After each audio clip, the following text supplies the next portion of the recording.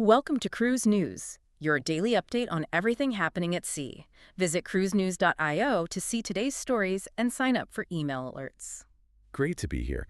We have a really packed slate today. It almost feels like we're looking at 3 chapters from a business textbook. How so? Well, we've got expansion, inflation, and then retention. It all fits. I love that framing. Yeah, it's rare that the stories line up so thematically. We're not just talking about, a ship moving from one port to another. No, not at all. We are looking at a massive strategic play in the Southern Hemisphere by Carnival Corporation and Nasolac. A huge play. But then we also have to get down to what it means for the traveler's wallet.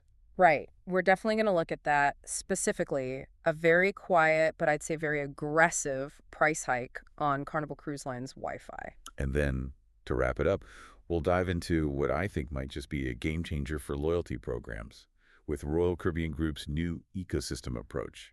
That loyalty story is fascinating. It's really challenging that whole idea of brand loyalty, isn't it? It is. It's moving from loving one specific cruise line to loving an entire corporate portfolio.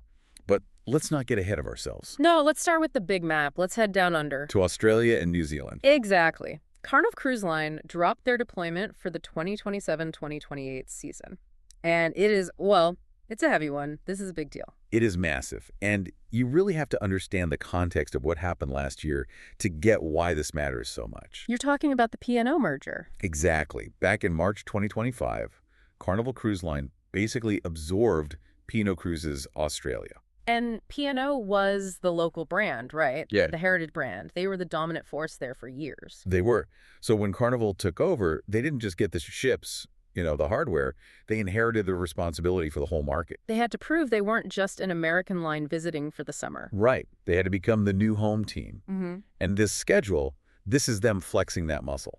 So what's the headline from Carnival on this? Well, Peter Little, the country manager for Carnival Corporation, he said this answers the call for more local convenience. And he specifically called the brand the only year-round global player in the region. That's very specific wording. It is. It's a statement. It says, we're not going anywhere. Let's talk numbers because the scale here is kind of staggering. Go for it. It's a full 12-month schedule, over 200 cruises, 4 ships, and 39 different destinations. They're projecting more than 500,000 guests. 500,000. And the strategy isn't just about volume, it's about reach.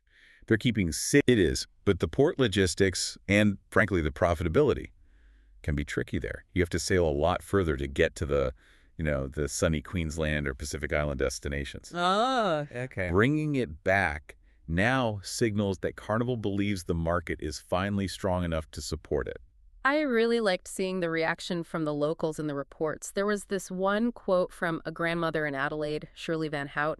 She was described as ecstatic. And that's what it's all about, right? It is, because now she doesn't have to fly to Sydney, get a hotel, and then get on a ship. The holiday just became so much more accessible.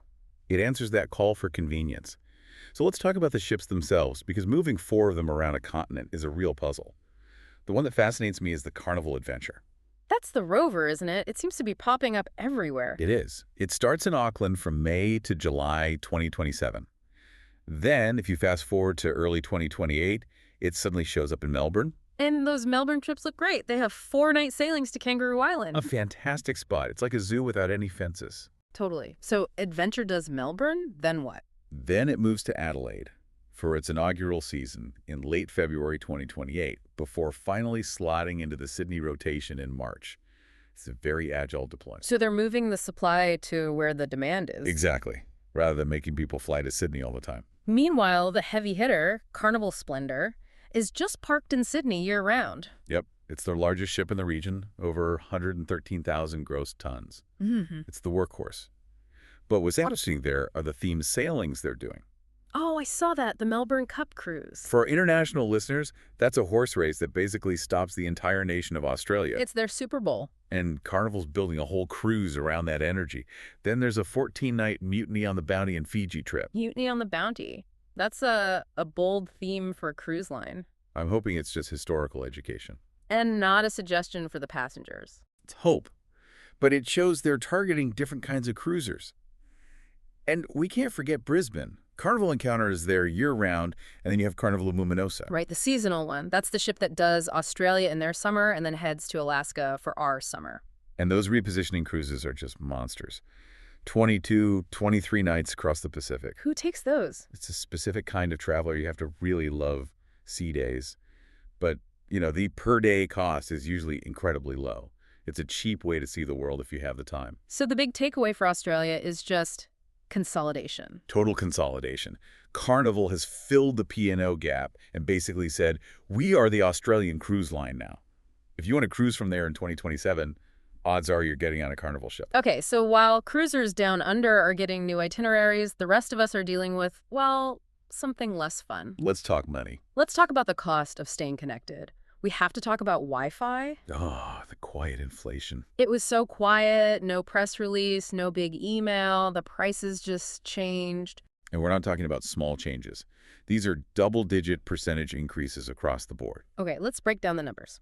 The social plan, that's the basic one, right? Yep, just social media and airline sites. That jumped from $15.30 to $18.70 per person per day. That's a 22% increase, practically overnight. Then the value plan is up to over $22. And the premium plan, the one you need for streaming, is now almost $24 a day. And these are the pre-purchase prices, the ones that are supposed to be the discount. Exactly. So let's do the math for, say, a family of 4, 2 parents, 2 teens. Everyone wants the premium plan. Of course they do. The kids need to stream. So the multi-device bundle for that went from $75 to $84 a day. Okay, so on a 7-day cruise, that's almost $600 just for Wi-Fi. That's a car payment. For some people, that's a mortgage payment. It's a serious line item on the budget. And here's where it gets even more concerning. The dynamic pricing. The dynamic pricing. This is like surge pricing for Uber, right? Pretty much. The prices we just talked about are the baseline. But if you look at a cruise in 2026, say during spring break, The algorithm just pushes them higher. we saw an example. March 2026 on the Carnival Freedom. The social plan wasn't $18.70.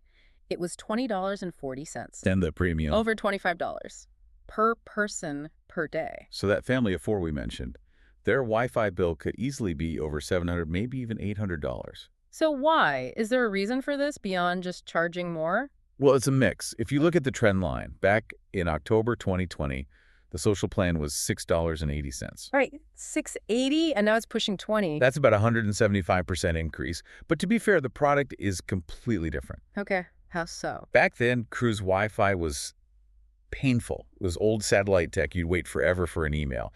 Now, Carnival has Starlink across the entire fleet. Ah, the Starlink rollout. So the speed is actually good now. It's comparable to home internet. And that's the key. It's shifted from being a perk to being a utility. That's a good way to put it. A perk is nice to have. A utility is essential. And they know people will pay for it. The demand is inelastic. People are terrified of being offline for a week. So the advice for our listeners is pretty clear here. Oh, absolutely. Do not wait until you're on this ship to buy Wi-Fi. Even with these new higher prices, you're still saving up to 20% by buying it beforehand. Check your cruise planner early. If you see a price you can live with, lock it in. It is not going to get any cheaper. Okay, let's shift gears to our last story. And this one really connects to spending, but more about how you're rewarded for it. It's about loyalty. And it's a big move from the Royal Caribbean Group. They're launching something in early 2026 called Points Choice. And this is really a shift from what I'd call brand loyalty to portfolio loyalty. I like that. Explain what that means. What is Points Choice? So, Royal Caribbean Group is the parent company for Royal Caribbean International, Celebrity Cruises, and Silversea. 3 very different brands. And 3 very different and separate loyalty programs. Crown and Anchor, Captain's Club, and Venetian Society. Right. They operated in silos. If you sailed Royal, you earned Royal points. If you went on a celebrity cruise, you were basically starting from scratch. They did introduce status matching a couple years ago, though. They did, so your tier level, like Diamond, would carry over. But Points Choice is a huge leap forward. It lets you earn points on one brand and then choose to apply them to another brand's program. Whoa. Okay, that is a big deal. So let me get this straight. Let's say I'm a loyal Royal Caribbean cruiser trying to hit Diamond status. Okay. But my wife wants to do a celebrity cruise for our anniversary. You know, a bit more upscale. In the old system, you do that cruise, you get a few useless Captain's Club points, and your progress on Royal would just stall. Which would make me not want to try celebrity. Exactly. With Points Choice, you take that celebrity cruise, but you just tell the system, hey, send these points to my Crown and Anchor account. So I get the anniversary trip I want, and I still make progress in the loyalty program I actually care about. That's it. It completely removes the feeling that you're cheating on your favorite cruise line. And that has to be the whole strategy. Jason Liberty, the CEO, said he wants to keep guests in their orbit. They know your taste change. Sometimes you want water slides with the kids. Sometimes you want quiet luxury. Instead of losing you to a competitor, they keep you in the family. It makes the whole ecosystem so much stickier. It does. But what makes this really juicy is when you put it side by side with what Carnival Cruise Line is doing right now. Oh, yes. The contrast could not be more stark. It's like two opposite philosophies on loyalty. It is. Carnival is ditching their VIFP program for something called Carnival Rewards in 2026. And the reception has been, let's call it spicy. Spicy is a polite word for it. They're moving to a revenue-based model, right? Points for money spent, not days sailed. Which is great for people in suites, but not so great for the loyal cruiser who books cheap inside cabins 5 times a year. And the really big one, a 2-year expiration on your status.